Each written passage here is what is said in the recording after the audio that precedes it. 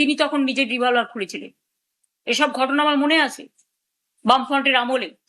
এটা বলবেন না বামপন্থী বন্ধুরা, আমি শুধু সিপিএম পার্টিকে বলছি, অন্য বামপন্থীদের বলছি না, কারণ তারা সত্যি প্রতিবাদ করতেন, তাদের প্রতি আমার শ্রদ্ধা আছে। সিপিএম এরও যারা প্রতিবাদী তাদের প্রতি আমার শ্রদ্ধা আছে। কিন্তু আপনারা এটা মনে রাখবেন, আপনারাও এসে মরিচঝাঁপি থেকে শুরু করেছিলেন। ডক্টর অনিতা দেওয়ানের কথা বামতলা কেউ ভুলে যাবেন না। 19 জন আনন্দমার্গীকে পুড়িয়ে হত্যা করার কথা কেউ ভুলে যাবেন না। বিধান ভিআইপিতে গুলি চালানো, শান্তিপুরে কৃষক আন্দোলনে গুলি চালানো, শিক্ষক বিমলা দেখে হাওড়ায় গুলি চেলে হত্যা করা, রঘুনন্দন তিওয়ারিকে বেহালায় হত্যা করা, কুচবিহারের রবীন বিমান হায়দারকে হত্যা করা। সিঙ্গুর নন্দীগ্রাম তো অনেক পরে এসছে। হাওড়ার আমতায় 11 জনের হাত কেটে দেওয়া, অনেক ঘটনা ঘটেছে। তারপরে আস্তে আস্তে যতীনদা থেকে শুরু করে, খিচিদা থেকে শুরু করে, বিনয় চৌধুরী থেকে শুরু করে তারা যখন প্রতিবাদ করতে শুরু করলেন, তখন তাদের আন্দোলনটা সিঙ্গুর নন্দীগ্রামে দেখেছেন আমাদের আন্দোলন কিভাবে আটকানো হয়েছে। ডবল ডেকার বাস দিয়ে পুরো লুম্পেন বাহিনী আজ যা করে বেড়াচ্ছে, সেদিনকে ওনারাও অ্যাসিড বাল্ব নিয়ে এসেছিলেন আমার মুখে ঢালবেন বলে। রাতের পর রাত আমাকে অপেক্ষা করতে হয়েছে শুধু নন্দীগ্রামে যাব বলে। সিঙ্গুর আমাকে ঢুকতে না দেওয়ার জন্য 144 ধারা করা হয়েছে। আজকে সোনম ওয়াংচু যে অনশন করছেন, তার আজকে 18 দিন হয়েছে। আমি তার স্বাস্থ্যের খবর নিচ্ছিলাম গতকাল। মনে রাখবেন, আমি 26 দিন অনশন করেছিলাম যাতে কৃষি জমি জোর করে দখল করা না হয়। তারপরে আমরা ফিরিয়েও দিয়েছিলাম এবং আমরা কথা রেখেছিলাম এবং আমরা নতুন করে আইন করেছিলাম, জমি কিনে নিতে হবে, জমি জোর করে কৃষি জমি দখল করা যাবে না। এরকম অনেক কিছু আছে। মানবিক অধিকার লঙ্ঘন করা যাবে না, লক আপ ডেথ করা যাবে না। এরকম অনেক আন্দোলন হয়েছে। আমি আমার জীবনে 21 দিন ধর্ণা দিয়েছিলাম মানবাধিকারের জন্য ধর্মতলায়। ভিখারি পাসওয়ান যখন নিখোঁজ হয়, আমি ওখানে বসেছিলাম ভদ্রেশ্বরে জুট মিলের সামনে 3 দিন। আমি নিজে সিঙ্গুরে 14 দিন ধর্ণা করেছিলাম, আবার একবার করেছিলাম, এবং 21 দিন মানবাধিকার ধর্ণা করেছিলাম ধর্মতলায়। তাছাড়াও আমি 26 দিন অনশন করেছিলাম মানুষের স্বার্থে। আর যখন করেছিলাম তখন আমরা খুব দুর্বল ছিলাম, কারণ 1997 সালে যখন আমি দলটা শুরু করি, তখন আমার সাথে মাত্র একজন এমপি ছিলেন। তখন গিয়ে আমরা দলটা শুরু করেছিলাম, কিন্তু 1998 সালের 1 জানুয়ারি আমরা সিম্বল পেয়েছিলাম এবং মাত্র 1 মাস 22 দিনের মাথায় আমরা ইলেকশনে কন্টেস্ট করেছিলাম। কাউকে সিম্বলটাও চেনাতে পারিনি তখন সোশ্যাল নেটওয়ার্ক ছিল না এত।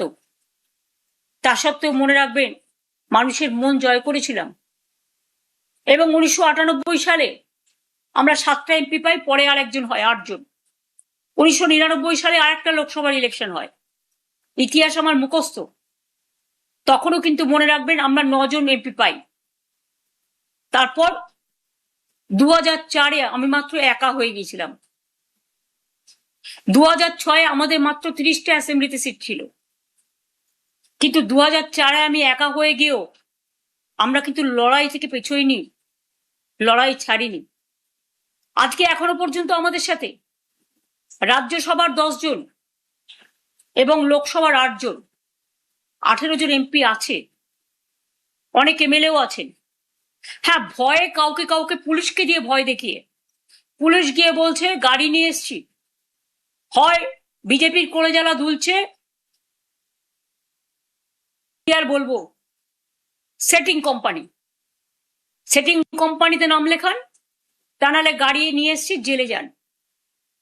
ভয় পেয়ে না তো আপনার ছেলেকে অ্যারেস্ট করবো, আপনার মেয়েকে অ্যারেস্ট করবো, আপনার পরিবারকে অ্যারেস্ট করবো। যেমন একজন আজও চলে গেছে, আমার কোনো দুঃখ নেই, কারণ সে আমায় কালকেই মেসেজ দিয়ে বলেছিল যে আমার পরিবারের সকলকে সামন দিয়েছে ইডি। তখনই আমি বুঝে গেছিলাম, তখনই তার কোনো পজিশন ছিল না, কারণ পজিশন তখনই আমরা তাকে সরিয়ে দিয়েছিলাম সব ক্ষমতা থেকে। কাজে মিথ্যে কথা বলে চাতুরি করার কেউ চেষ্টা করবেন না। যাদের যেতে হয় যান, যা পড়ে থাকবে সেটাই আমার সোনার খনি। আমি 2004-এ একা থাকলে যদি নতুন করে শুরু করতে পারি, 1997-তে যদি নতুন করে শুরু করতে পারি, 2026-এও নতুন করে শুরু করার ক্ষমতা রাখি। এইটুকু জোর আমার আছে।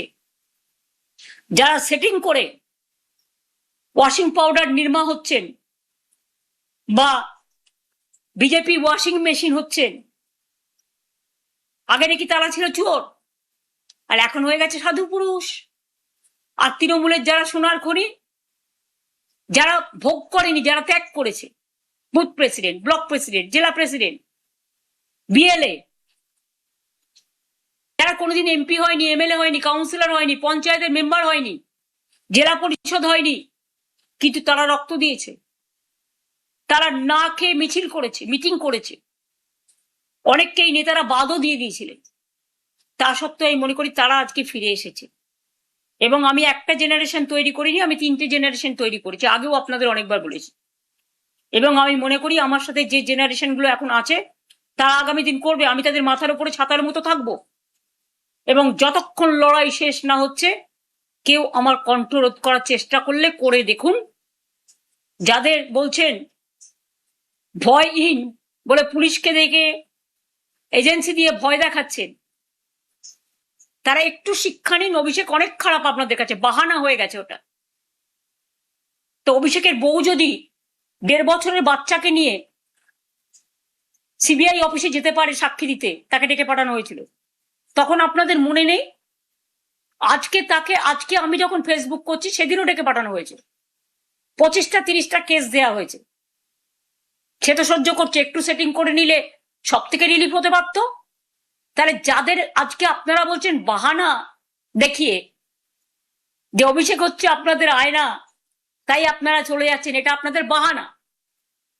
অভিষেকের সব অন্যায় ক্ষমা হয়ে গেছে যদি আপনাদের চোখে কোনো অন্যায়ও করে থাকে। যে সে আজকে লড়ে যাচ্ছে বাঘের মতো, এরাই লড়বে। তার কারণ এরা 50 বছর আগামী দিন রাজনীতি করবে। আর আমাকে আপনারা যাই ভাবুন, আমার এজ নিয়ে আপনাদের চিন্তা করতে হবে না। মানুষের এজ তৈরি করে মানুষের মন, মানুষের দেহ, মানুষের মানসিক শক্তি। আপনাদের প্রধানমন্ত্রীর বয়স কত আমি কখনো জিজ্ঞেস করেছি? কেউ কখনো বয়স জিজ্ঞেস করে না।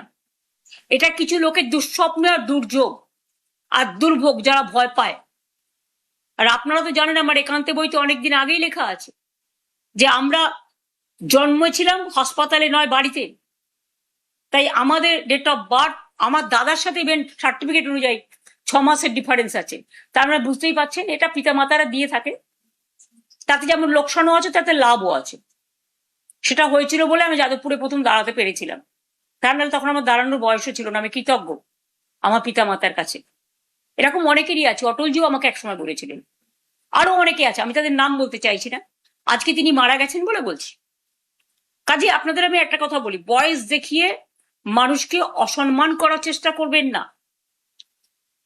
আনফর্চুনেটলি অনেকে ছোট বয়সেও মারা যান। আমরা কেউ চাই না, আমরা চাই পুষ্প মতো, ফুলের মতো তারা বেঁচে থাকুক। আজকে যারা বলছেন তাদের কি গ্যারেন্টি? লাইফের কোনো গ্যারেন্টি আছে কি? মানুষ জন্মালে মরতে হবে একদিন না একদিন।